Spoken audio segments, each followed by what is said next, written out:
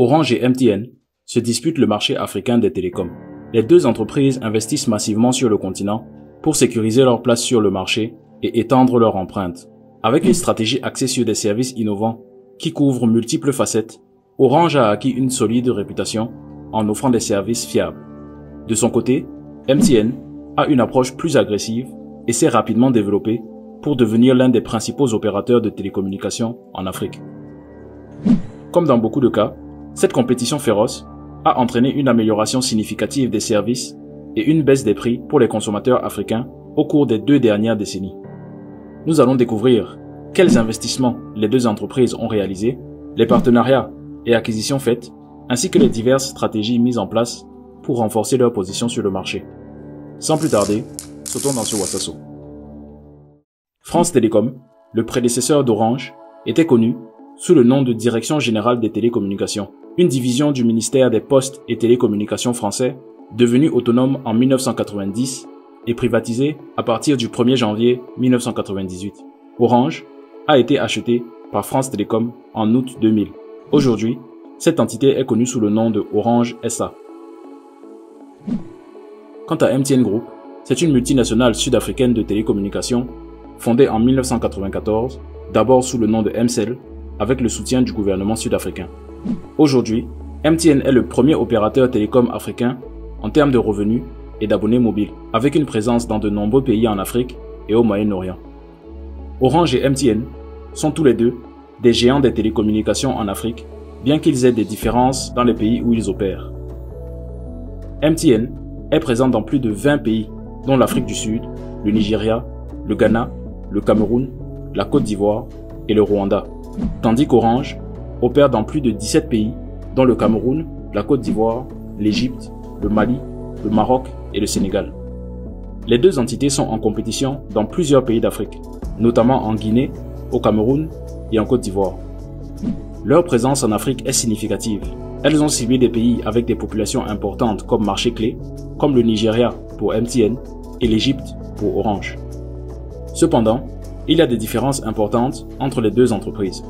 MTN a une forte présence en Afrique de l'Est avec des opérations en Ouganda et au Rwanda, tandis qu'Orange n'a pas de présence significative dans cette région. De l'autre côté, Orange a une présence plus forte en Afrique du Nord avec des opérations en Égypte, au Maroc et en Tunisie, tandis que MTN, elle, n'a pas de présence significative dans cette région. Par contre, MTN est autant présent dans les pays anglophones comme le Ghana, le Nigeria et l'Afrique du Sud que dans les pays francophones comme la Côte d'Ivoire et le Mali. Ce qui n'est pas le cas d'Orange, qui est plutôt limité à des pays francophones comme le Burkina Faso, le Mali et le Sénégal. MTN détient une part de marché significative dans la majorité des marchés où la compagnie est implantée.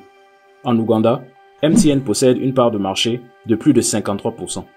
En termes d'abonnés, l'Afrique du Sud, l'Ouganda, le Ghana, le Cameroun et la Côte d'Ivoire font partie des marchés importants de MTN.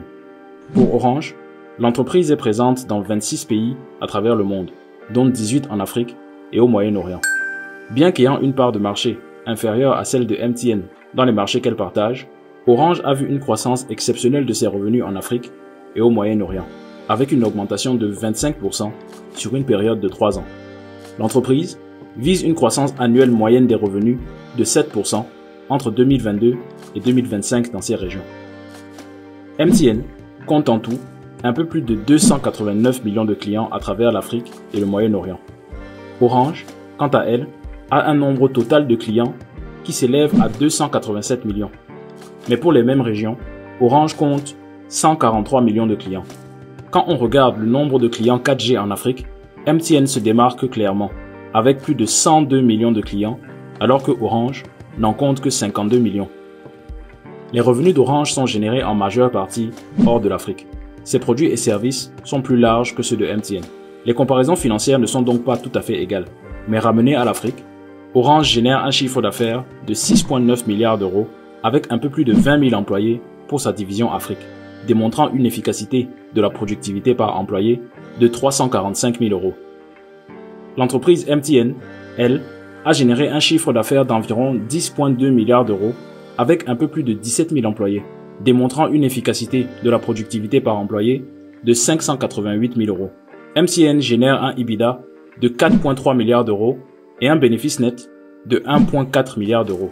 Les deux entreprises sont rentables et ont des bénéfices d'exploitation substantiels. En considérant le reste de ces marchés, Orange génère un chiffre d'affaires significativement plus élevé que MTN.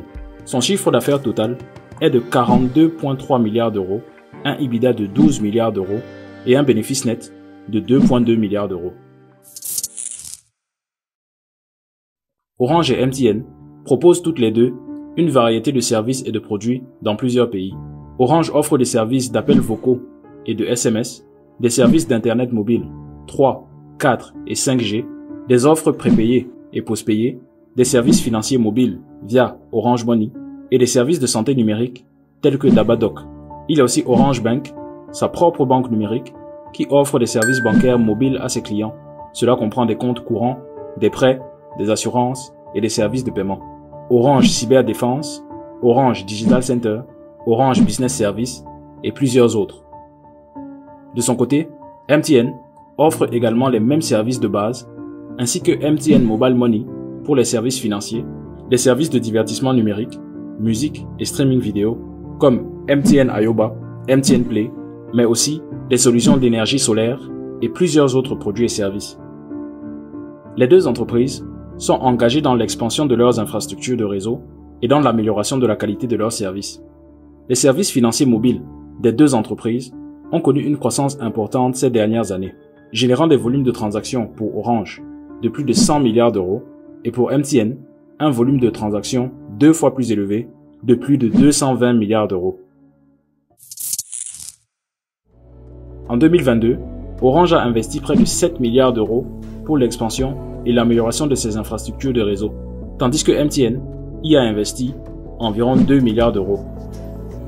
Orange a investi dans la fibre optique, le mobile, les services aux entreprises, ainsi que dans les projets d'innovation et de transformation numérique. L'entreprise a également investi dans l'expansion de son réseau 5G qu'elle commence à déployer en Afrique. De son côté, MTN a investi dans l'expansion de son réseau 4G, l'amélioration de la qualité de son réseau mobile et l'expansion de son réseau de fibres. Orange et MTN ont toutes les deux établi des partenariats stratégiques avec des acteurs majeurs de l'industrie des télécommunications et d'autres industries pour renforcer leur position sur le marché africain. De son côté, Orange a établi des partenariats avec Huawei et Ericsson pour le déploiement de la technologie 4G et 5G dans plusieurs pays africains. L'entreprise a également formé une alliance stratégique avec Google pour développer des projets conjoints dans les domaines de la connectivité, du cloud computing et des services numériques. Du côté de MTN, l'entreprise a également collaboré avec Ericsson et Huawei pour le déploiement de la technologie 4G et 5G dans plusieurs pays. MTN a établi des partenariats avec Western Union et Mastercard pour offrir des services de transfert d'argent et de paiement numérique innovants à ses clients. Les acquisitions stratégiques ont joué un rôle important dans la croissance des deux entreprises. Les acquisitions de Orange comprennent: en 2017, cette acquisition a permis à Orange de lancer Orange Bank, sa propre banque numérique, et de renforcer sa présence dans le secteur des services financiers. En 2018, Orange a fait l'acquisition de Basefarm, un fournisseur norvégien d'infrastructures cloud. Cette acquisition a renforcé les capacités de cloud computing d'Orange et lui a permis d'élargir son offre de services en Europe. En 2019, SecureLink est un leader européen en matière de cybersécurité, ce qui a renforcé les capacités de cybersécurité d'Orange et lui a permis d'offrir des solutions de sécurité plus avancées à ses clients. En 2020, Orange a acquis CloudWatt, un fournisseur français de services de cloud computing, pour renforcer son offre de services cloud destinés aux entreprises. Les acquisitions de MTN sont également nombreuses. En 2010, MTN Group a acquis la filiale nigériane de Bharti Airtel, l'un des principaux opérateurs de télécommunications en Inde. Cette acquisition a renforcé la position de MTN sur le marché nigérian et lui a permis de consolider sa présence en Afrique de l'Ouest. En 2014, MTN Group a acquis AfriHost, un fournisseur sud-africain de services d'accès à Internet et d'hébergement. Cette acquisition a permis à MTN d'élargir son offre de services Internet en Afrique du Sud et de renforcer sa position sur le marché des services de connectivité. MTN Group a acquis Simfy Africa en 2018, un service de streaming musical en ligne pour bonifier son offre de contenu numérique et élargir ses services aux consommateurs. En 2021, MTN Group a acquis une participation majoritaire dans Ayo, une entreprise d'assurance mobile, pour offrir des solutions d'assurance abordables et accessibles à ses abonnés. Toutes ces acquisitions ont permis aux deux entreprises de renforcer leur offre de services, d'élargir leur présence géographique et d'explorer de nouvelles opportunités de croissance dans des domaines tels que le cloud computing, la cybersécurité, le contenu numérique et les services financiers mobiles. Le paysage concurrentiel des télécommunications en Afrique est dynamique et caractérisé par la présence de plusieurs acteurs majeurs. En plus de MTN et Orange, il y a aussi Vodafone, Airtel Africa, Etisalat, Telecom Egypte et Safaricom. Il convient de noter que la présence et la concurrence de ces acteurs avec Orange et MTN peuvent varier d'un pays à l'autre en Afrique. Certains marchés contiennent également des opérateurs locaux et des entreprises technologiques qui cherchent chacune à prendre des parts du secteur des télécommunications avec des solutions innovantes et des offres de services adaptées aux besoins locaux. Le paysage concurrentiel évolue constamment et les entreprises comme MTN et Orange doivent rester compétitives en proposant des services de qualité, surtout une couverture de réseau étendue et des offres attractives pour répondre aux besoins des consommateurs du continent. MTN, Orange et les autres acteurs du secteur des télécommunications en Afrique sont confrontés à plusieurs défis qui peuvent avoir un impact sur leurs opérations et leur croissance. La concurrence accrue, les réglementations gouvernementales, les infrastructures limitées, car dans de nombreux pays africains, les infrastructures de télécommunications peuvent être limitées, en particulier dans les zones rurales. Cela peut rendre difficile l'extension de la couverture du réseau et l'offre de services de qualité dans certaines régions. Les opérateurs doivent donc investir dans l'expansion de l'infrastructure, ce qui peut représenter un défi en termes de coûts et de logistique. L'accès à l'énergie et aux sites de télécommunications représente également un défi. Pour finir, la cybersécurité. Malgré ces défis, les opérateurs de télécommunications impliqués en Afrique ont également des opportunités extrêmes de croissance, notamment grâce à une demande soutenue de services de communication, l'expansion des réseaux mobiles et l'innovation technologique. Bien que Orange et MTN soient des concurrents directs, elles reconnaissent également les avantages potentiels d'une collaboration stratégique. Les deux entreprises ont conclu des accords de roaming et d'interconnexion dans certains pays africains. Cela permet aux abonnés des deux opérateurs de bénéficier d'une connectivité étendue lorsqu'ils voyagent dans les pays où l'autre opérateur est présent. Cela améliore donc l'expérience client. Dans le but d'optimiser les coûts d'investissement et de déploiement des infrastructures de télécommunications, Orange et MTN ont également exploré des possibilités de partage d'infrastructures. Cela pourrait inclure le partage de tours de télécommunications, de câbles à fibre optique ou d'autres installations de réseau, permettant ainsi aux deux entreprises de réduire les dépenses en capital et d'accélérer le déploiement de leurs services. Les deux concurrents sont tous les deux engagés dans le développement des services financiers mobiles en Afrique. Ils ont commencé à collaborer sur certains aspects, tels que l'interportabilité des paiements mobiles entre les réseaux Orange Money et MTN Mobile Money, ce qui pourrait permettre aux utilisateurs de transférer de l'argent et d'effectuer des transactions entre les deux plateformes. Les approches stratégiques des deux entreprises sont différentes. L'approche stratégique d'Orange est basée sur la transformation numérique, la diversification de ses services, les investissements dans l'innovation et l'engagement envers la durabilité.